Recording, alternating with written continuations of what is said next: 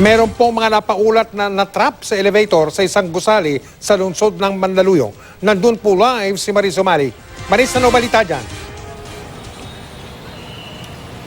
Mike, narito ako ngayon sa harapan ng GA Towers dito sa kahabaan ng EDSA. Katabi lamang ito ng MRT EDSA Boni Station.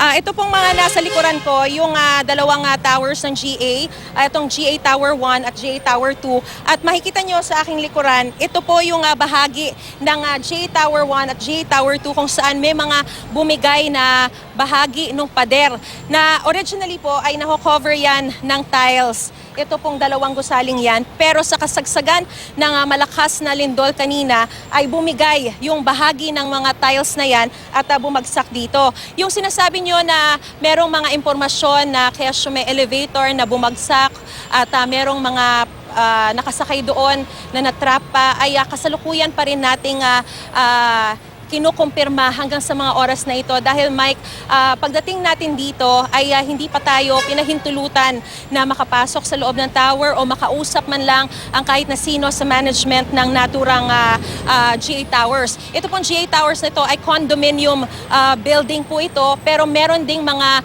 establishment, commercial establishments dito po sa baba ng naturang GA Towers. Ang sabi po sa atin na impormasyon ng mga taga-housekeeping ay pinalabas sa kasagsagan ng lindol kanina at pinalabas lahat ng mga residente, mga 500 residents daw po nakatira dito sa GA Towers, 25 units per floor. So lahat po yan ay pinalabas na. Pero sa ngayon, nung nakita natin ay nalinis na yung bahagi ng tiles at yung mga residente ay pinapasok na rin po. So patuloy tayong mag-aantabay dito, kukuha ng kumpirmasyon dun sa mga iba pang mga information na nakarating na kesyo meron daw bumagsak na elevator at meron din daw mga na-trap na mga sakay sa loob ng elevator. Maris. So yan muna ang pinakasariang balita mula rito sa EDSA. Balik sa iyo, Mike.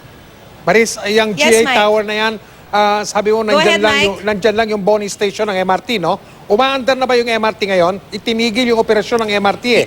Umaandar na ba? At kung hindi umaandar, paano yung mga pasahero? Sa ngayon, Mike, hindi natin nakikitang umaandar yung MRT. Ang information na binigay sa atin mukhang nagsuspend, pero sa ngayon wala tayong nakikitang dumaraan dito. Yung mga pasahero, napakaraming mga tao rito ngayon na nakaabang dito lang sa may kahabaan ng EDSA. Posibleng ang ilan sa kanila ay mga pasahero sana ng MRT, pero dahil sa ngayon ay hindi pa umaandar ang MRT, pasamantalang muna nilang sinuspend dito dahil nga sa nangyaring lindol kanina, ay posible naglabasan na sila rito at nag-aabang na lang ng mga bus o iba pang mga public transport sa ngayon, Mike. Maraming salamat, Maris Umali.